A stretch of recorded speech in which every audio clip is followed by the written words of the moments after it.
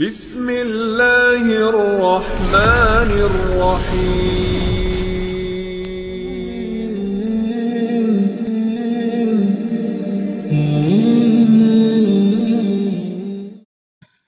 Dan malam ini kita akan membahas satu kisah, satu di antara 25 Nabi dan Rasul, Nabi Allah Dzulkifli alaihi salam. Siapa Dzulkifli yang kita akan kisahkan ini? Namun sebelumnya kita akan berikan muqaddimah bahwa kisah-kisah dalam Al-Quran itu adalah cerita yang benar. Sebagaimana Allah mengatakan dalam surah Al-Kahfi, nahnu naqussu 'alaika naba'ahum bil haqq. Kami kisahkan kepadamu wahai Muhammad cerita-cerita dalam Al-Quran itu dengan benar.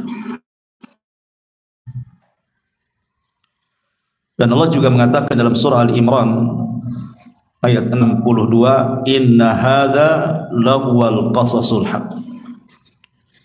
Sesungguhnya ini adalah kisah-kisah yang benar. Artinya semua kisah dalam Al-Quran itu bukan cerita dongeng, tetapi memang begitulah kenyataannya. Tentu ketika Allah Subhanahu wa taala mengkisahkan banyak kisah dalam Al-Quran itu bukan untuk didengar ceritanya saja, tetapi ada manfaat yang kita bisa petik. Sebagaimana Allah mengatakan dalam surah Yusuf ayat 111, laqad kana fi qasasihim ibratun liulil albab. Sungguh pada kisah-kisah mereka itu terdapat pengajaran bagi orang-orang yang mau mengambil pelajaran, orang-orang yang berakal. Lalu kenapa hampir sepertiga Al-Quran itu cara kisah? Tidak lain dan bukan, salah satunya adalah firman Allah Subhanahu wa taala, wa kullan naqussu 'alaika min amba'ir rusul ma nutsabbit bihi fuadak. Dan semua kisah dari rasul-rasul yang kami ceritakan, kata Allah kepadamu wahai Muhammad, kisah-kisah itu adalah bisa meneguhkan hati. Jadi kisah-kisah yang diceritakan dalam Al-Quran kepada Rasul, kemudian Rasul menceritakan kepada kita, itu fungsinya besar untuk supaya hati kita ini tetap dan teguh. Maknanya kalau seandainya kita dirundung dengan berbagai macam masalah, maka para nabi juga sama. Bahkan tidak ada masalah yang lebih berat dihadapi kecuali mereka para nabi. Sehingga kita bisa mencontoh. Kalau kita diberikan penyakit, bacalah kisah Nabi Ayub. Kalau dakwah kita ditolak, bisa kita merujuk kepada kisah Nabi Nuh alaihi salatu wassalam yang berbagai macam uslub disampaikan kepada umatnya, semua ditolak. Kalau seandainya kemudian anak-anak kita meninggal dan begitu seterusnya, begitu juga Nabi Ayub, bahkan Nabi kita Muhammad SAW juga sama, dan begitu seterusnya, begitu seterusnya. Artinya bahwa sebagian kisah itu dijadikan hiburan supaya menenangkan hati kita, baik kepada Nabi sendiri ataupun kepada umatnya. Makanya Allah Subhanahu wa taala mengatakan, wa iyukadzibuka faqad kadzdzabal ladzina min qablihim ja'atuhum rusuluhum bil bayyinati waz zuburi wal kitabil munir thumma akhadtu alladhina kafaru fa kaifa kana nakir. Dan jika mereka mendustakan engkau wahai Muhammad, sungguh orang-orang sebelum mereka juga telah mendustakan para rasul. Kepada mereka telah datang rasul-rasulnya dengan membawa mukjizat yang nyata, zabur dan kitab-kitab yang memberikan penjelasan yang sempurna. Kemudian aku azab orang-orang kafir maka lihatlah bagaimana akibat kemurkaanku. Dari sini kita tahu bahwa sebagian kisah itu fungsinya juga memperingatkan orang-orang kafir. Bagaimana orang-orang kafir dahulu ketika mereka menentang Allah dan Rasulnya, apa akibatnya? Afalam yasiru fil ardi fayanzuru kaifa kana akibatul ladzina min qablihim dammarallahu alaihim walil kafirina amsaluha.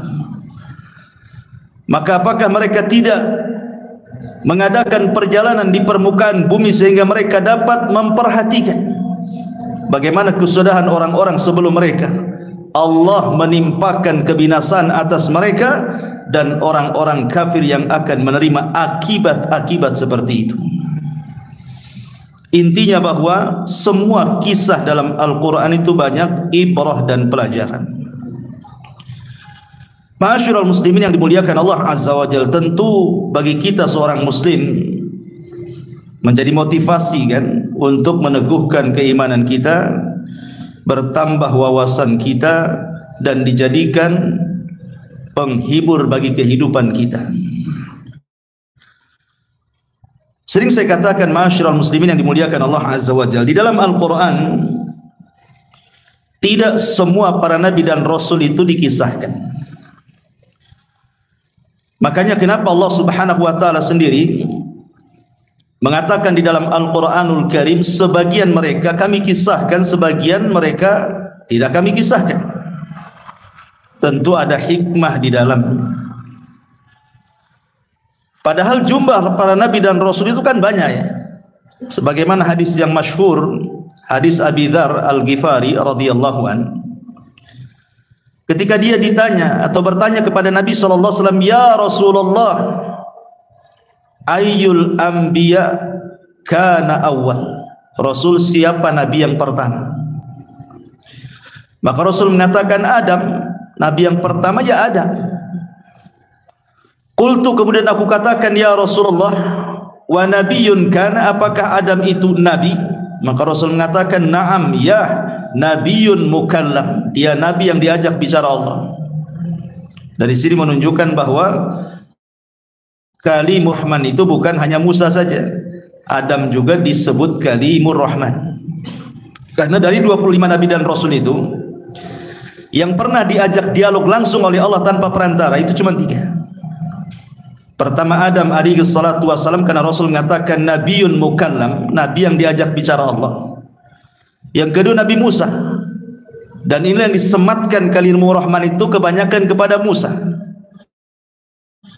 Dan di kita Muhammad sallallahu alaihi wasallam ketika peristiwa Isra Mi'raj langsung diajak bicara tanpa perantara. Kemudian Abi Dzar bertanya lagi, "Ya Rasulullah, kam al-mursalun?" Berapa sih nabi-nabi dan rasul yang diutus itu? Qala, kemudian Rasul mengatakan 300 wa bid'ata asyara jamman ghafiran. Maka Rasul menjawab sekitar 300 sekian belas para rasul. Mereka sangat banyak, kata Rasul. Dalam riwayat yang lain disebutkan ketika Rasul ditanya kam adadul anbiya, berapa banyak para nabi itu, maka Rasul mengatakan mi'atu alfin wa ishruna alfan, 120.000 nabi. Kemudian Nabi Dzar bertanya, lalu jumlah para rasul berapa? 300 wa 13 jamman ghafiran. Adapun jumlah para rasul 313 rasul. Dalam riwayat yang lain dari hadis Umamah, Nabi SAW menyebutkan jumlah para nabi itu 124.000. Dalam hadis Abi Dzar 120.000. Dalam hadis Abi Umamah 124.000. Kemudian jumlah rasul 315. Jadi ada yang mengatakan 313, ada yang mengatakan 315. Jumlah nabi ada yang mengatakan 120.000, ada yang mengatakan 124.000 nabi. Walaupun Syekhul Islam Ibn Taimiyah rahimahullahu taala mengatakan, wa hadza alladhi dzakarahu Ahmad wa dzakarahu Muhammad ibn Nasr wa ghairuhuma yubayyin annahum lam ya'lamu adadal kutubi war rusuli wa anna haditha Abi Dzarrin fi dzalika lam yathbut indahum. Kata Ibnu Taimiyah memberikan catatan, ini pendapat yang disebutkan Imam Ahmad, Muhammad ibn Nasr dan ulama-ulama yang lainnya. Mereka menjelaskan bahwa tidak diketahui berapa jumlah kitab-kitab yang turun dan berapa jumlah rasul-rasul yang diutus. Adapun hadis Abi Dzar, kata Ibnu Taimiyah, dalam hal ini tidak sahih menurut mereka. Dan Lajnah Daimah pernah ditanya tentang jumlah nabi dan rasul, mereka mengatakan la ya'lam adaduhum illallah, tidak ada yang tahu jumlah mereka kecuali Allah Subhanahu wa taala. Tetapi kalau seandainya hadis Abi Dzar itu sahih dan hadis Abi Umamah, maka kita sudah mengetahui berapa jumlah para nabi dan rasul tersebut, antara 120 sampai 124 ribu, dan jumlah rasul antara 313 atau 315 rasul. Taib. Tetapi ikhwatu fillah, dari sekian banyaknya para nabi itu, baik yang mensahihkan ataupun yang melemahkan hadis ini, sepakat bahwa jumlah mereka banyak. Semua para nabi dan rasul itu diutus untuk mendakwahkan tauhid. Ini intinya. Dan itu disebutkan dalam Al-Quran surah An-Nahl 36, walaqad ba'atsna fi kulli ummatir rasulan an i'budullaha wajtanibu taghut. Tidak ada satupun seorang nabi dan rasul yang kami utus pada tiap-tiap umat ini kecuali mereka menyerukan kepada umatnya, u'budullah, sembahlah Allah, tauhidkan Allah, dan jauhi sesembahan selain daripada Allah. Dan Allah kuatkan dalam surah Al-Anbiya 25, wa ma arsalna min qablika mir rasulin illa nuhi ilaihi annahu la ilaha illa ana fa'budun. Dan kami tidak mengutus seorang rasul pun sebelum kamu, melainkan kami wahyukan kepadanya bahwa tidak ada sesembahan yang berhak disembah kecuali aku, kata Allah, maka sembahlah aku oleh kalian. Itu inti semua nabi dan rasul diutus oleh Allah mendakwahkan dakwah tauhid. Pertanyaan pun muncul, dari 25 nabi dan rasul yang Allah ceritakan dalam Al-Quran itu, ikhwan, itu tidak semua diceritakan juga. Jangan cerita yang 120 ribu ya. Yang 25 nabi dan rasul, di mana 18 namanya tercantum dalam surah Al-An'am dan sisanya tercantum dalam beberapa surat dalam Al-Quran sehingga genap menjadi 25 nabi dan rasul, itu tidak semua diceritakan. Ada yang diceritakan secara lengkap seperti Nabi Musa lengkap gitu ya, Nabi Yusuf lengkap, Nabi Ibrahim lengkap. Tapi ada juga yang hanya diceritakan secara global-global saja. Yang lebih anehnya, juga ada nabi yang tidak ada kisahnya. Seperti siapa? Ini kisah nabi yang kita akan ceritakan, Dzulkifli. Quran tidak menyebutkan kisahnya, hanya isyaratnya saja di 2 ayat dalam Al-Quran. Kemudian Ilyasa, kemudian Ilyas, tidak ada kisahnya. Ada juga yang global seperti Nabi Soleh, global-global saja, Nabi Syuaib global gitu ya, tidak dijelaskan dari masa dakwah kecil sampai wafat, tidak ada. Apa hikmahnya? Kenapa tidak semua diceritakan oleh Al-Quran? Tentu ketika Allah Subhanahu wa ta'ala hanya menceritakan beberapa nabi dan tidak menceritakan nabi-nabi yang lainnya, atau hanya menceritakan rasul-rasulnya dan sebagian tidak diceritakan secara detail, ada yang global, ada yang sama sekali tidak ada kisahnya. Sebenarnya pelajarannya adalah karena Al-Quran hanya menitik beratkan kepada beberapa soalan. Yang pertama, Al-Quran hanya ingin menjelaskan bagaimana seruan para nabi dan rasul sejak zaman Adam sampai rasul kita, bahwa seruan mereka sama, tauhid. Bagaimana mengajak manusia untuk menyembah Allah Subhanahu wa ta'ala. Kemudian Al-Quran hanya ingin menjelaskan tentang beragam sikap yang dilakukan para penentang Nabi dan Rasul, di mana sikap-sikap penentangan itu akan terus berlanjut sampai hari ini. Jadi Quran mencontohkan bagaimana Bagaimana dulu Fir'aun menentang Musa, Namrud menentang Ibrahim, kaum Nuh menentang Nuh, kaum Sodom menentang Lut, dan begitu seterusnya. Bahwa ragam sikap masyarakat di zaman para nabi dahulu yang menentang para nabinya itu akan senantiasa terulang. Dan azab yang diturunkan kepada mereka pun akan ada kemiripan dengan azab-azab yang Allah akan timpakan pada hari ini. Cuman bedanya, kalau dulu Allah mengazab itu menghancurkan semua kaum yang menentang. Kalau sekarang kan tidak. Kenapa? Karena bentuk rahmat Nabi SAW diutus, orang kafir pun merasakannya. Apa rahmatnya? Mereka tidak diazab sebagaimana azab-azab yang pernah Allah timpakan di zaman itu secara rata. Ya mungkin sekarang ini gempa ada, tapi di sana gempa, di sini tidak, kan begitu. Banjir ada, sebagaimana dulu kaum Lut dihujani, maka ada juga kita lihat hujan yang begitu deras dan menghancurkan hanya beberapa daerah, gempa hanya daerah, banjir dan begitu seterusnya. Puting beliung yang mengangkat kaum Ad, ada juga puting beliung kan di negeri kita juga, tapi kan tidak merata, tapi kan kemiripan azabnya sama, ya. Artinya akan terulang seperti itu. Termasuk juga bagaimana perlawanan para nabi, bahwa ini juga jadi pelajaran bagi kita orang-orang yang beriman yang mengikuti para nabi untuk berjihad melawan kesyirikan, berbagai macam khurafat, penyimpangan, bid'ah dan yang semacamnya. Itu menjadi sebuah pelajaran bahwa kita pun harus berjihad sama dengan mereka. Kemudian juga menjelaskan bagaimana sunnah ilahiyah yang berlaku pada seluruh masyarakat dan umat yang terus berkelanjutan. Artinya bahwa sunnah-sunnah kaun alam itu akan tetap ada sampai kiamat. Dan itu solusinya adalah dengan membaca kisah-kisah para nabi supaya kita bisa menghadapi apapun ujian yang kita bisa hadapi di masyarakat. Baik, kita masuk pada kisah bahwa siapa Dzulkifli ini, karena Al-Quran sekali lagi tidak menyebutkan kisahnya, hanya menyebutkan isyaratnya di 2 ayat. Jadi kita akan membahas 2 ayat ini walaupun pendek, maka kita akan usahakan mengambil beberapa referensi dari kalangan ahli tafsir, karena saya cari-cari juga memang tidak ketemu kisah yang sahih baik dalam hadis ataupun di dalam Al-Quran, memang hanya isyaratnya saja. Tapi kita akan upayakan supaya terang siapa Dzulkifli ini.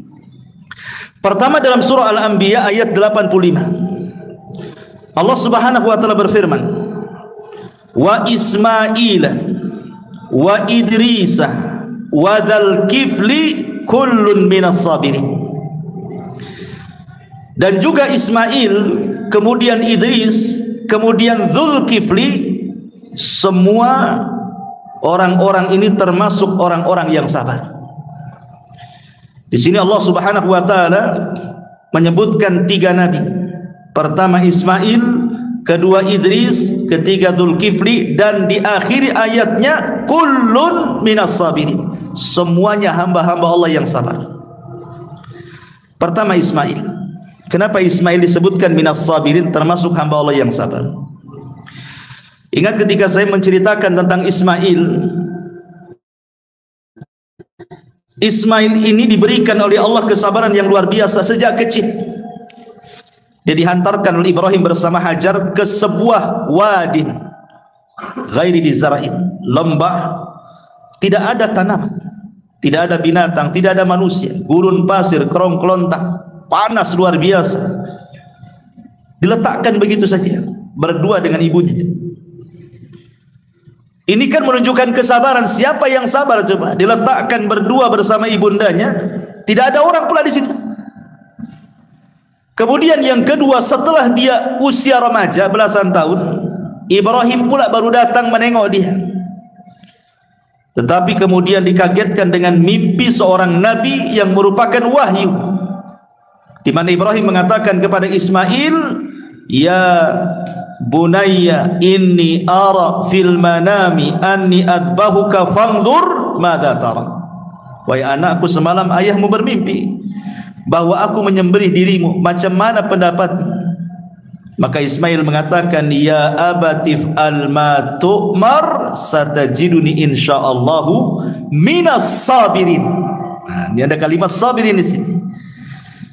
Kata Ismail, wahai ayahku, lakukan saja kalau memang itu perintah Allah. Cuman di sini takjubnya adalah kata-kata insyaallah-nya di sini. Insyaallah. Kalau Allah berkehendak, wahai ayahku, engkau akan mendapati aku termasuk hamba Allah yang sabar. Kenapa Ismail mengucapkan kalimat insyaallah? Ismail seolah-olah ingin mengatakan seperti ini kepada Ibrahim, wahai ayahku, kalau penyembelihan ini adalah kehendakmu dan juga kehendak Allah, maka aku siap disembelih, dan aku termasuk hamba Allah yang siap sabar dengan ketentuan Allah. Tapi kalau seandainya penyembelihan itu hanya engkau saja yang berharap, Allah tidak, gitu ya. Allah tidak berharap, ini keinginan engkau saja aku disembelih, maka engkau tidak akan mendapati aku termasuk hamba Allah yang sabar. Makanya Ismail mengatakan insya Allah, kalau ini kehendak Allah kemudian kehendak kamu, apalah daya, Allah sudah berkehendak, pasti akan kau dapati aku termasuk hamba Allah yang sabar. Dari sini menunjukkan bahwa Allah sebut deretan Ismail, Idris dan juga Zulkifli termasuk hamba-hamba yang sabar, karena dia sabar dengan ujian, mau disembelih pula cobain. Ini kan kesabaran yang luar biasa. Walaupun kemudian buah kesabaran akhirnya diganti dengan kambing gibas, wa fadainahu bidzibhin azim wa taraknahu lil akhirin. Kami ganti dengan kambing gibas, dan cerita ini akan terus dikenang oleh orang-orang setelahnya sampai hari ini. Adapun Dzul Idris, kenapa Idris juga dikategorikan minas sabirin? Apa kesabaran Idris itu?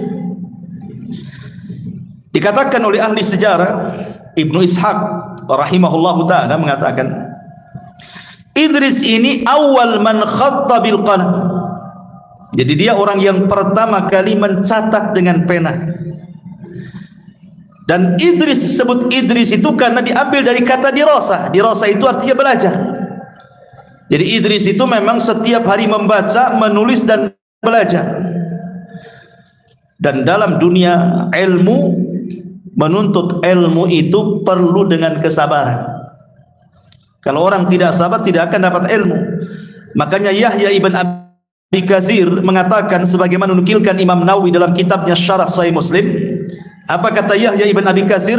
La yustata'ul ilmu birahatil jism. Ilmu itu tidak mungkin didapat kalau kita istirahat badan. Mungkin enggak antum tidur-tidur di rumah, enggak ngapa-ngapain kemudian cerdas? Enggak, mustahil itu. Cerdas Ustaz, kenapa? Saya dapat ilmu laduni, kata. Laduni dari mana? Ah, coba saja. Ya. Enggak ada ilmu laduni. Ilmu pandai sendiri itu enggak ada. Kalau pandai tidur ya.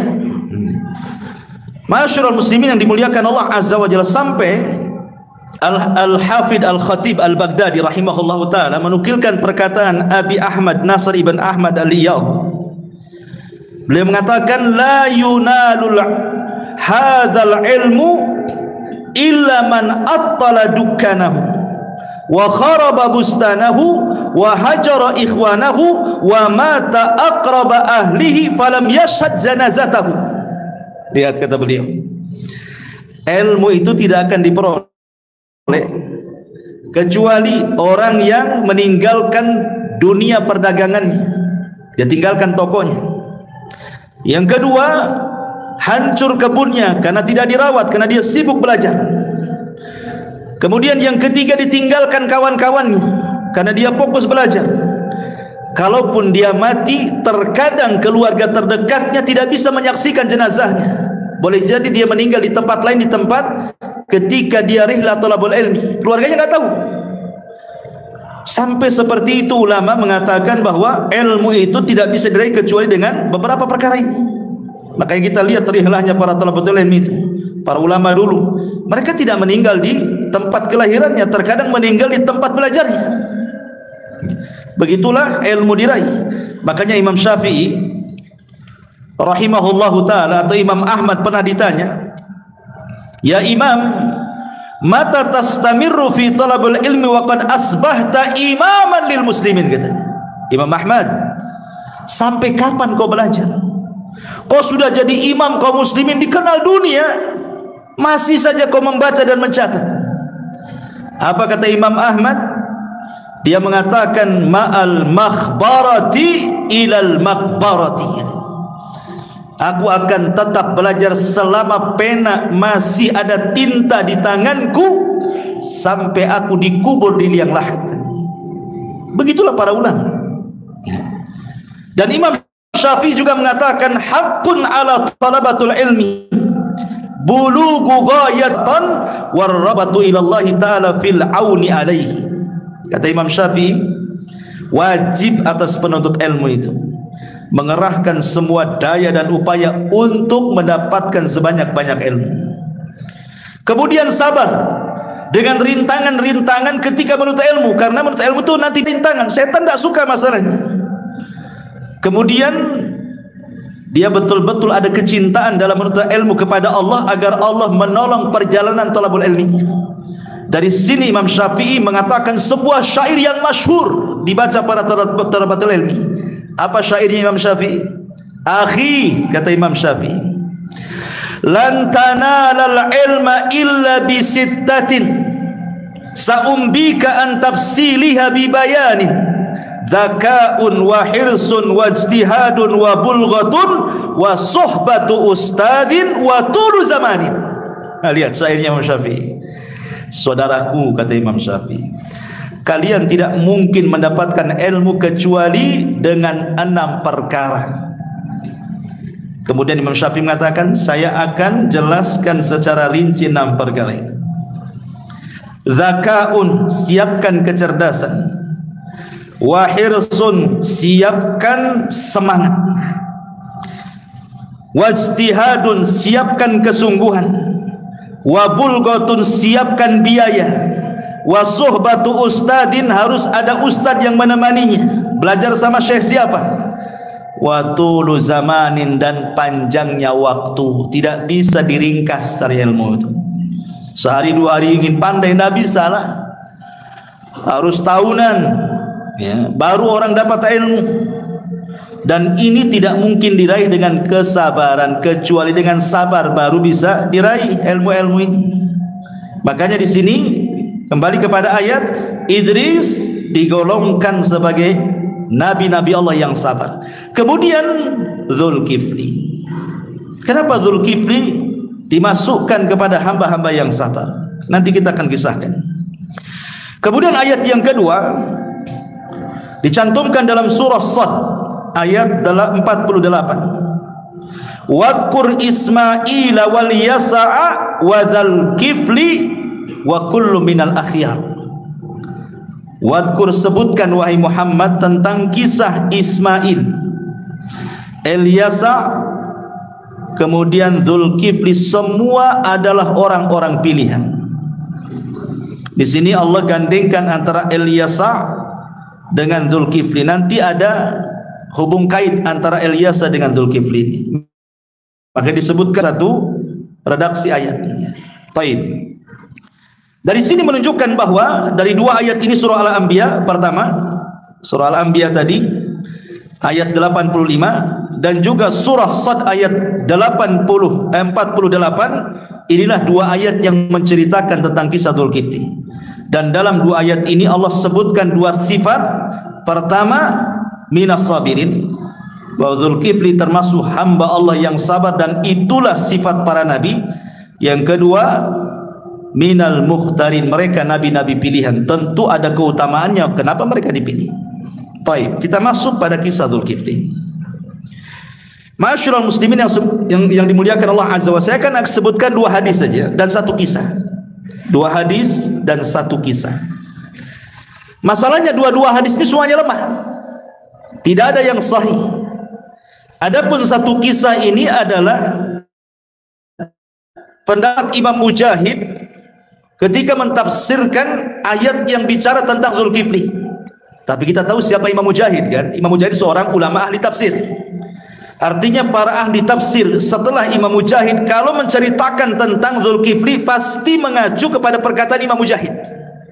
Bagaimana kisahnya nanti? Kita akan sebutkan hadisnya dulu.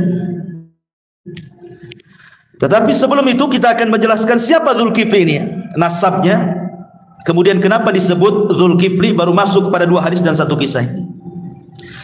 Adapun Zulkifli sendiri memang menjadi bahan polemik para ulama. Sebenarnya siapa Zulkifli? Ada yang mengatakan Zulkifli adalah Ilyas ibn Yasin. Nabi Ilyas dengan Zulkifli itu satu nama sebenarnya. Nasabnya sampai kepada Nabi Harun. Ada yang mengatakan dia adalah Zakaria. Kenapa? Karena Nabi Zakaria itu mengkafir Maryam, makanya disebut Zulkifli. Ada yang mengatakan bahwa dia adalah Yusa ibn Nun. Tapi ada juga yang mengatakan, dan ini yang banyak dikuatkan, namanya Bishr ibnu Ayyub. Namanya Bishr ibnu Ayyub. Kenapa? Karena ada kemiripan sifat. Saya sudah jelaskan pada antum tentang kisah Nabi Ayyub kan, bagaimana kesabaran Ayyub yang luar biasa. Bayangkan dia ditimpa oleh Allah Subhanahu wa taala dengan berbagai macam musibah yang enggak kepikir orang bisa sabar. Hartanya habis, anaknya mati semua, dikasih penyakit berlasan tahun, dan dia tidak pernah mengeluh. Sehingga ketika Ayyub Allah kembalikan nikmatnya, punya adiknya hanya sekitar 12, akhirnya Allah ganti menjadi 26 anak kan, laki-laki dan perempuan. Lah salah satu anak Ayyub itu namanya Bishr ibn Ayyub, dan dialah yang melahirkan sifat-sifat kesabaran Ayyub. Makanya Allah katakan kullun minas sabirin. Jadi Zulkifli ini termasuk hamba-hamba Allah yang sabar. Ini yang banyak dikuatkan bahwa namanya Bishr ibn Ayyub karena Zulkifli ini bukan diambil dari Zu dan Al-Kifli. Ya, artinya pemilik dalam bahasa Arab. Zu kalau dalam bahasa Arab ya, pemilik. Seperti Zulkarnain. Bukan nama Zulkarnain itu. Qarnain itu artinya dua tanduk.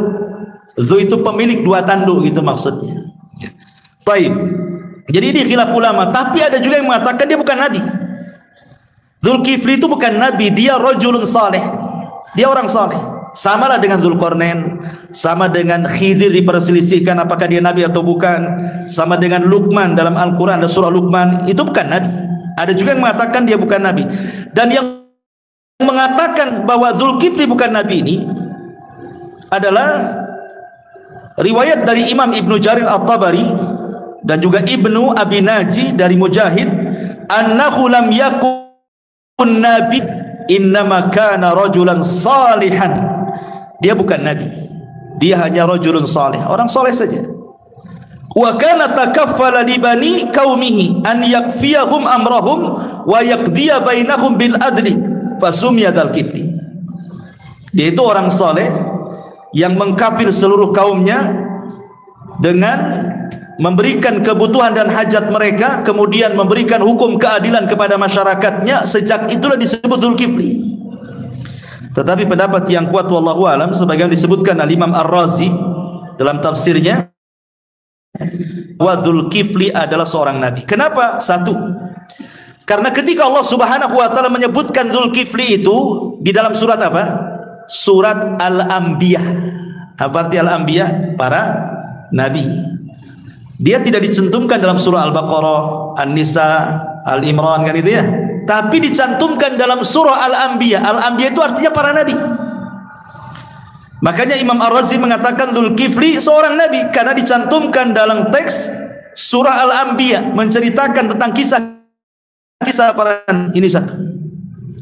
Yang kedua, kata Imam Ar-Razi rahimahullahu taala, Allah mensejajarkan menyebut satu nafas dengan dua nabi setelahnya, sebelumnya. Pertama Ismail, yang kedua Idris, yang dua-duanya sepakat Ismail dan Idris itu nabi.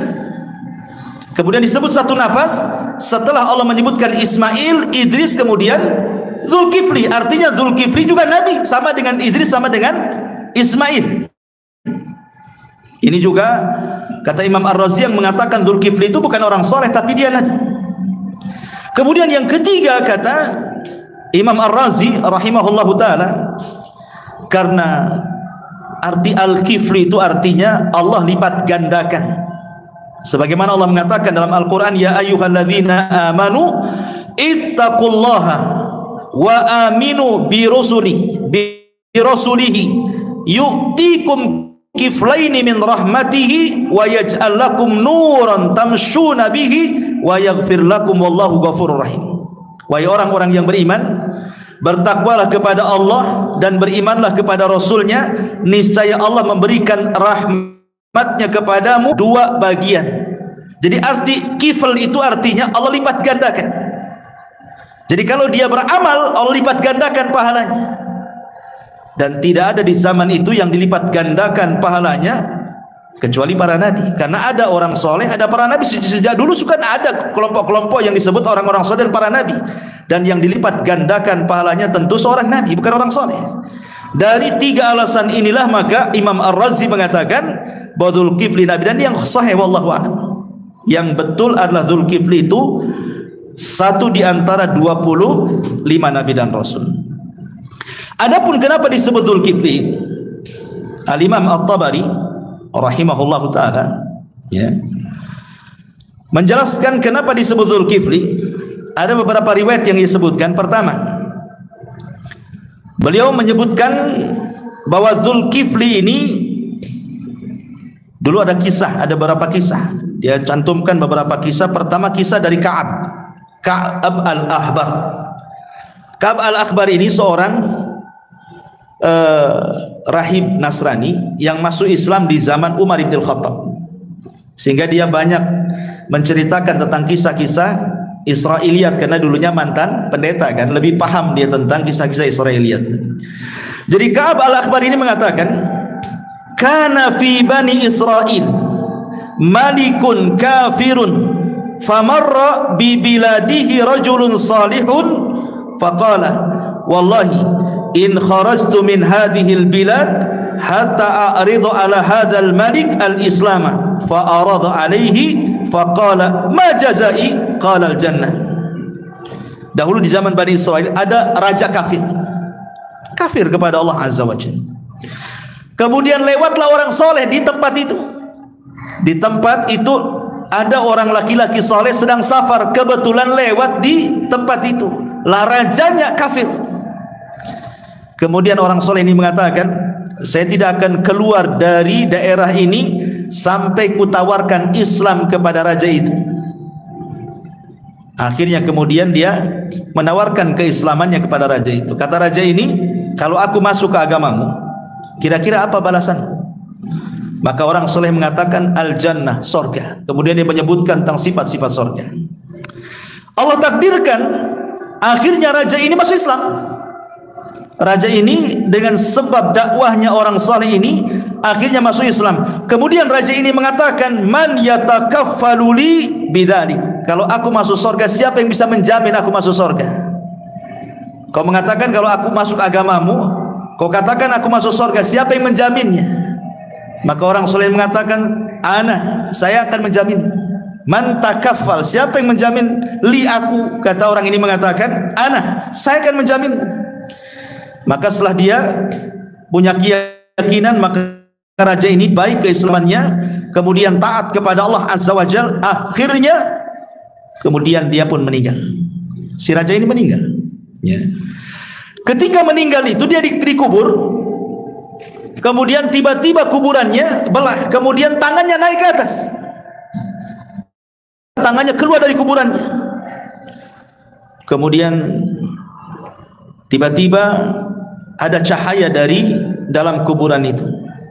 Kemudian ada suara yang mengatakan, innallaha qad ghafara li. Rupanya raja dalam kuburan itu mengatakan, Allah telah mengampuni dosa-dosaku, wa adkhalanil jannah, dan Allah masukkan aku ke dalam surga. Kemudian wa waffa an kafalati fulanin fa asra an-nas ila dzalika rajul. Ketika ada keajaiban dari sang raja itu bahwa dia bicara masuk surga, maka semua rakyatnya menghampiri orang soleh itu. Kemudian semua masuk Islam. Semua masuk Islam. Lah sejak itulah ketika mereka semua masuk Islam dan dia bisa menjamin raja itu masuk surga gitu ya, maka orang-orang pun mengatakan Dzulkifli karena dia menjamin raja itu masuk surga. Maka sejak itu disebut Dzulkifli. Ini kisah disebutkan oleh Ka'ab al-Akhbar ya. Taib. Ini satu kisah. Kemudian kisah yang lain dijelaskan disebut Dzulkifli itu, ahli tarikh mengatakan karena dia takaffala bi ba'di ta'ati wa waffa biha. Dia betul-betul menjalankan perintah Allah Azza wa Jalla dan dia sempurnakan ketaatannya kepada Allah. Sejak itulah kemudian dia disebut Dzulkifli. Kenapa?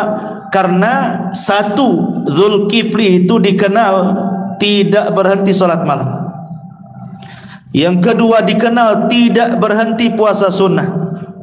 Ini yang paling hebat. Tidak dikenal marah.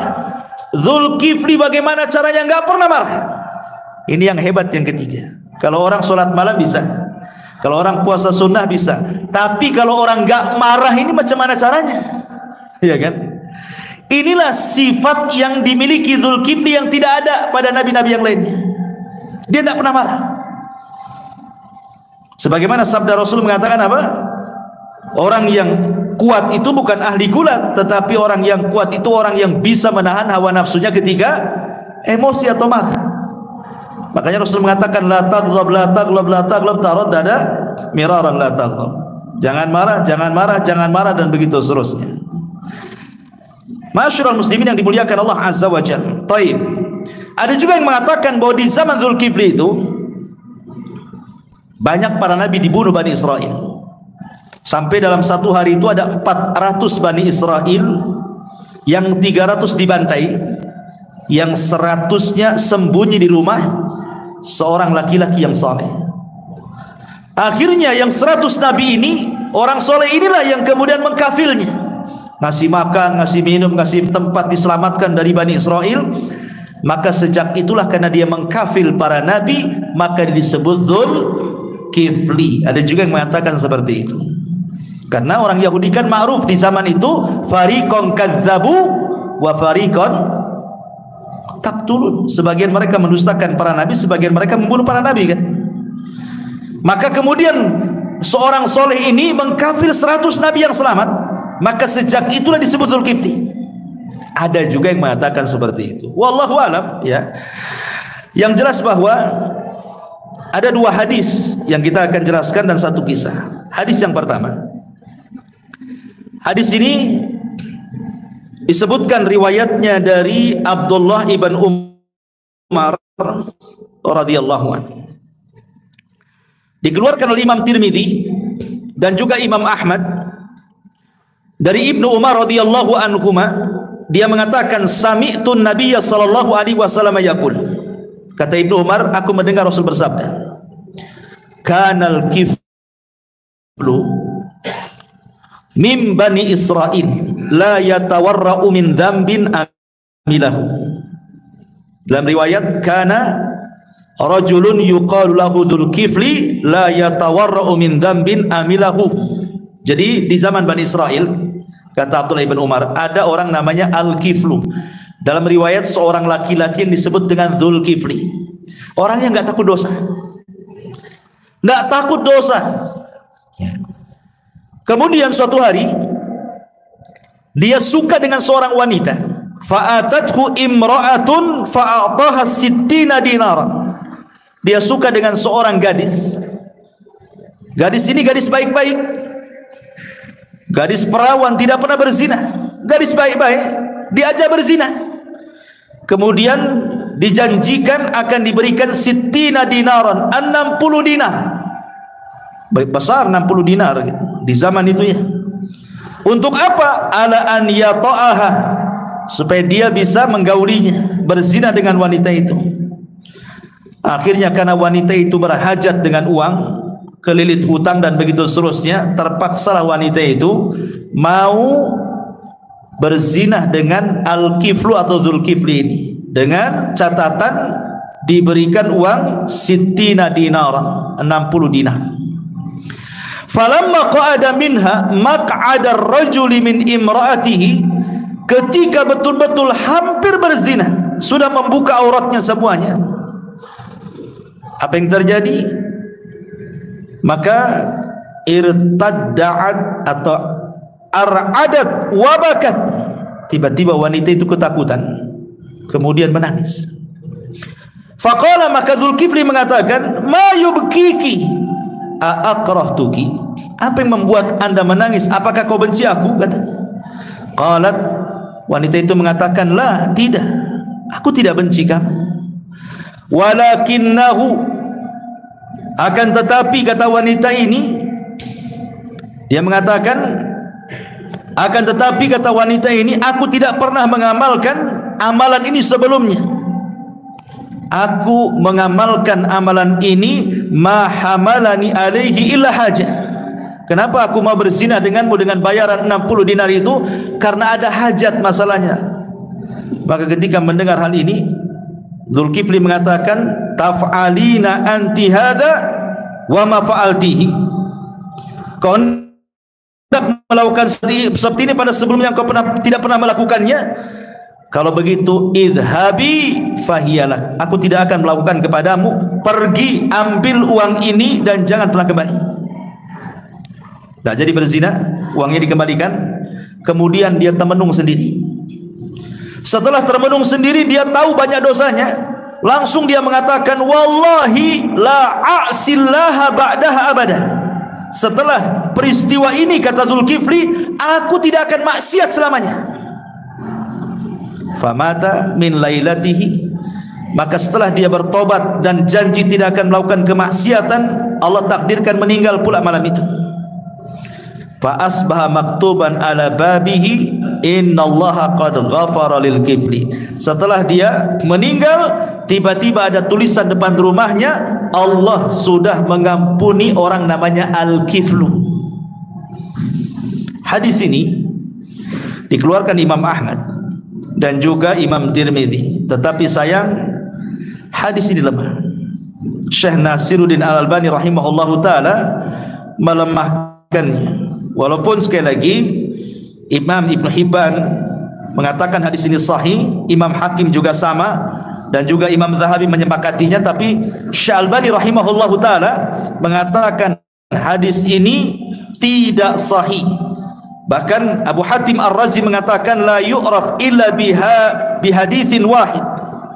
Tidak dikenal hadis ini tentang masalah Zulkifli kecuali hadis ini, tetapi hadis ini tidak sahih. Kalaupun sahih, anggaplah ini kan ulama berselisih tentang tashdid dan tad'if ya, ada yang mensahihkan, ada yang melemahkan. Syekh Albani mengatakan ini lemah.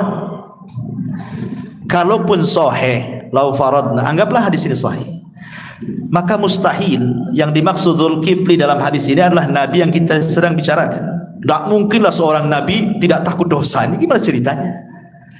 Boleh jadi di sini ada kemiripan nama saja, kata ulama. Ada namanya Zulkifli tapi bukan nabi, mungkin Zulkifli yang lain dari Zulkifli yang ada di zaman Bani Israel. Enggak mungkinlah disematkan seorang nabi tidak takut dosa kan, sampai melakukan pezinahan seperti itu. Mustahil.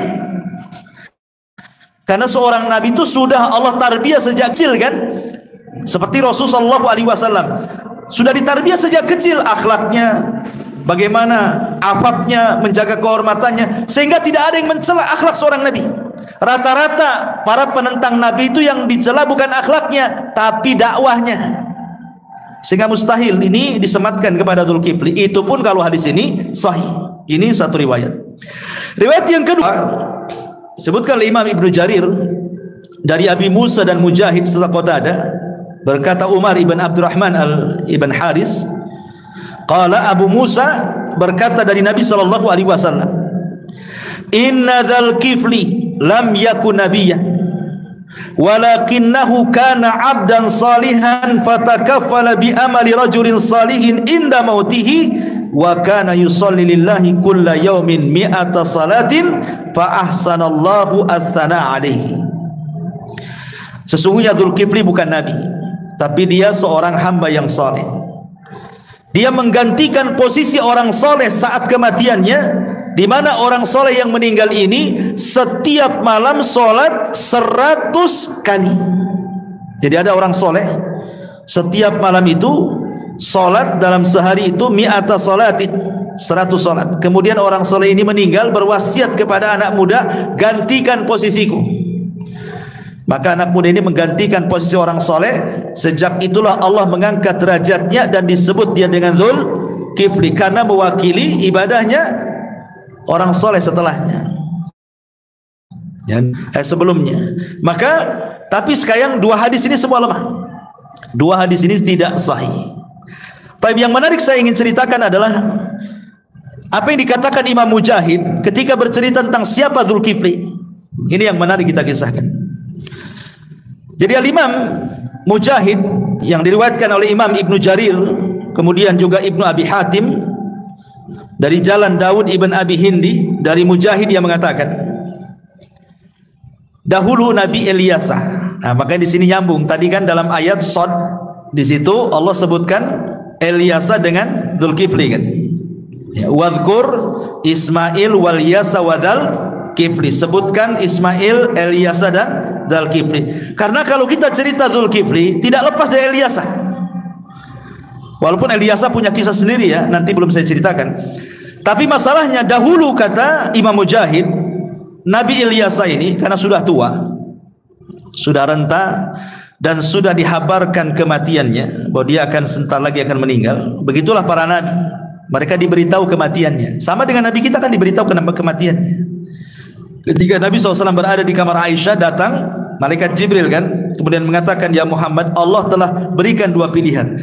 Mau tidak kau tetap hidup dengan berbagai macam kenikmatan dunia yang Allah akan berikan kepadamu, ataukah engkau lebih baik meninggal dunia dan berjumpa dengan kawan-kawan di Rafiqil A'la? Tapi Rasul memilih apa? Ila Rafiqil A'la. Artinya hanya para nabi yang diberitahu kematiannya, selain Nabi tidak. Makanya kita katakan orang-orang Syiah yang mereka meyakini tentang 12 imam, mengetahui yang gaib katanya, bahwa salah satu kegaiban yang diketahui 12 imam Syiah itu mampu memprediksi kematiannya katanya. Ini konyol ikhwan. Kenapa? Lah kalau seandainya imam-imam Syiah itu memprediksi kematiannya tahu, ngapain Husain itu harus safar dari Madinah ke Kufah? Kalau kemudian dibantai kepalanya, dipisahkan dari badannya kan? Ngapain itu bunuh diri namanya? Udah tahu kematiannya di situ, masih juga berangkat dia. Menunjukkan Husain tidak tahu yang gaib. Ali radhiyallahu an ketika hendak sholat subuh, kalau dia tahu kematiannya akan dibunuh oleh Abdurrahman bin Mulzam, tentu Ali tidak akan keluar sholat subuh kan? Jadi tidak mungkinlah, tidak ada satupun yang tahu kematiannya kapan. Itu hanya karang-karang orang Syiah saja, kecuali Nabi. Nabi diberitahu kematiannya kan? Sedangkan Nabi tidak. Masyarul muslimin yang dimuliakan Allah Azza, kembali bahwa jadi Ilyasa ini dihabarkan oleh Allah Azza wa Jalla telah dekat kematiannya, sehingga dia mencari orang yang akan bisa meneruskan keinginannya, cita-citanya. Akhirnya dia kumpulkan Bani Israel. Semua dikumpulkan Bani Israel ini oleh Ilyasa alaihi salam. Kemudian kata Ilyasa, man yataqabbal li bi thalathin astakhlifuh. Siapa yang bisa menggantikan aku dalam 3 perkara, ku jadikan dia pengganti posisiku. Memimpin Bani Israel, menjadi seorang raja, dan dia menjadi nabi. Tentu anak-anak muda datanglah dari mana-mana, ingin menggantikan posisi Ilyasa. Siapa yang tidak ingin menjadi pemimpin kan itu? Semua pengenlah, asal melakukan 3 perkara. Jadilah dia penggantiku kata Ilyasa. Apa itu? 1, jangan pernah meninggalkan sholat malam.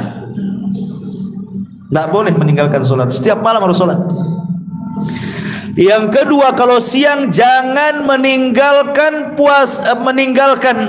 siamun nahar, puasa sunnah. Jadi siangnya puasa, malamnya sholat malam. Gimana caranya coba? Kapan tidurnya? Ya. Kemudian ini yang paling berat, wa alla taghdab, jangan marah ketika memutuskan sebuah urusan atau kesehariannya. Jangan pernah marah. Siapa yang bisa melakukan 3 perkara, dialah cocok penggantiku. Akhirnya anak muda mundur teratur. Siapa yang bisa melakukannya gitu? Malam sholat malam, tinggal, siang puasa sunnah nggak pernah batal, kemudian nggak pernah marah pula. Siapa yang sanggup? Rupanya adalah anak muda saleh. Dia mengatakan, saya siap untuk mengerjakan 3 perkara itu. Akhirnya kemudian anak muda yang saleh ini mulailah dia mengikuti jejak Ilyasa. Malam tidak pernah tinggal sholat, siang tidak pernah tinggal puasa, dan dia berusaha untuk tidak marah. Akhirnya hasadlah iblis. Iblis hasad sama orang ini. Karena hasadnya iblis ini, akhirnya iblis mengerahkan seluruh bala tentaranya, buat dia tidak sholat malam, buat dia tidak puasa, minimalnya buat dia emosi. Digoda dengan berbagai macam godaan, tetap aja sholat malam, tetap aja puasa, dan anehnya tidak bisa dia emosi, tidak bisa dia marah. Marah iblis anak buahnya, tidak becus kalian. Akhirnya dia hadapi sendiri. Masya Allah, iblis turun tangan. Kalau ada dengkotnya yang turun kan beda cara godanya. Kalau kerocok-kerocoknya biasa saja. Tentu kalau iblis yang turun, triknya kan beda tuh. Akhirnya apa? Jadi anak muda ini kan sudah menggantikan posisi Ilyasa. Sedang diuji dulu, dikasih pelajaran kan. Sampai dia meninggal, Ilyasa bisa enggak dia melakukan 3 perkara. Jadi Ilyasa dia hanya duduk istirahat, memperhatikan anak muda itu saja. Akhirnya iblis pun datang di saat Kailulah. Kailulah itu Qubail az-Zuhri, mendekati waktu zuhur, itu disebut Kailulah. Di sini ada sunnah apa? Tidur siang. Kata Rasul, kilu fa inna syaitana la yakin. Tidurlah siang kalian, karena setan itu tidak pernah tidur siang. Artinya kalau kita tidur siang berarti tidur kita menyelisihi syaitan. Khilaf para ulama kapan yang dimaksud waktunya tidur siang itu, tapi pendapat yang kuat wallahu alam artinya Qubail az-zuhur, mendekati waktu zuhur, ya antara 10:30 jam 11 lah, itulah sunnahnya Kailulah itu. Kailulah itu tidak mesti, bukan berarti tidurnya kayak tidur di malam hari, tidak, cukup dengan 15 menit 10 menit, hanya membaringkan saja. Bahkan ada peneliti kesehatan dari barat gitu ya, siapa yang melanggengkan istirahat hanya 10 menit saja menjelang zuhur, hanya baring itu saja, maka akan terhindar dari stroke. Itu yang meneliti orang Amerika. Tapi kita walaupun gak akan ada yang meneliti, kita yakin bahwa setiap sunnah itu pasti ada faedah kesehatan kan. Selesai kita ini samina wa ta'ala. Kalau orang barat itu kan mereka kan meneliti kenapa Islam begini, kenapa Islam begitu, makanya diteliti oleh mereka. Sampai tidur Nabi aja mereka teliti. Baik, jadi intinya bahwa datanglah si iblis ini di saat Kailulah, ikhwan. Itulah satu-satunya waktu bagi anak muda ini istirahat. Kenapa? Karena malam dia ada tidur. Dia sholat malam terus, nanti paginya dia puasa lagi. Jadi waktu tidur itu ada ketika Kailulah itulah. Iblis datang di waktu ketika dia istirahat. Jadi dia datanglah kepada anak muda itu, ngetuk pintunya. Kemudian diterima. Siapa? Rupanya ana syaikhun azuz, katanya. Saya ini orang tua. Memang dia menjelma iblis ini orang tua yang sangat renta sekali. Kemudian dia mengatakan, aku ada masalah. Kenapa masalahnya? Inna baini wa baina qaumi khusumah wa innahum zalamuni wa fa'alu bi wa fa'alu, dan begitu seterusnya. Wahai anak muda, aku ini kakek yang dizalimi kaumku, katanya. Mereka menzalimiku begini-begini, tolonglah. Bisa enggak kau keluar sebentar, kemudian selesaikan urusan saya, katanya. Kata anak muda, tidak bisa, ini waktu istirahat saya tidak bisa lagi, besok saja, dijanjikan besok, karena ini waktu istirahatnya masalahnya. Kalau enggak waktu itu kapan lagi mau tidur? Tetapi akhirnya diganggu, tidak bisa tidur juga dia. Kemudian keesokan harinya dia datang ke majelis ta'lim, majelis qadha, mau menyelesaikan urusan kakek ini. Rupanya kakek ini pula tak datang. Si iblis ini pulanglah, dia tak datang. Ketika di Kailulah hari kedua, rupanya datang pula, ngetuk pintu. Bayangkan waktu istirahat kedua, dia belum tidur tuh 1 hari. Hari kedua belum tidur lagi, pas mau istirahat di jam-jam kedua diketuk pula pintu itu. Rupanya kakek itu lagi. Kemudian anak muda ini, kan saya sudah ngomong, kenapa kau tak datang tadi? Alasannya satu gudang, ngeles lah begini. Akhirnya kemudian dia pun disibukkan dengan kakek itu, tak istirahat lagi. 2 hari bayangkan tak tidur. Itu kalau kejadian sama antum, nggak bisa orang kurang istirahat itu pasti tersulut emosi lah. Orang kalau kurang tidur diganggu apa? Pas hari ketiga, namanya manusiawi lah anak muda ini. 3 hari tak tidur bisa tumbang kan? Sementara dia syaratnya tidak boleh meninggalkan sholat malam, tidak boleh meninggalkan puasa sunnah. Kalau sampai tumbang kan gagal akhirnya ujiannya kan. Hari ketiga dia ngomong sama keluarganya, nanti kalau kakek itu datang lagi jangan dikasih masuk, kunci dari dalam katanya. Ini saat istirahat saya, kapan lagi saya istirahat katanya. Akhirnya dikunci dari dalam. Subhanallah, ketika hampir mau tidur, rupanya diketuk lagi pintu itu. Pintu rupanya ketika matanya terbuka diisyaratkan, rupanya dia ngetuk dari dalam. Bukan ngetuk dari luar, bukannya udah masuk. Kalau orang ngetuk dari luar kan enak, jangan kasih masuk. Ini ngetuknya dari dalam, sudah masuk ngetuk dia. Loh, kok ada di sini kan, itu maksudnya kan? Ya namanya iblis bisa, dia masuk dari mana aja kan? Bisa dari ventilasi, dari apa kan itu ya? Loh, kok bisa ngetuk dari dalam? Orang ngetuk pintu itu dari luar gitu. Akhirnya dia tahu ini bukan orang, ini pasti setan. Ya. Kemudian dia mengatakan anta syaitan, pasti kau setan. Anta iblis, pasti kau iblis katanya. Kenapa kau ganggu aku katanya.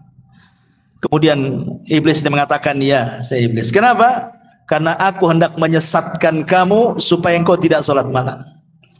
Yang kedua, aku akan melemahkan kamu supaya kamu tidak puasa sunnah.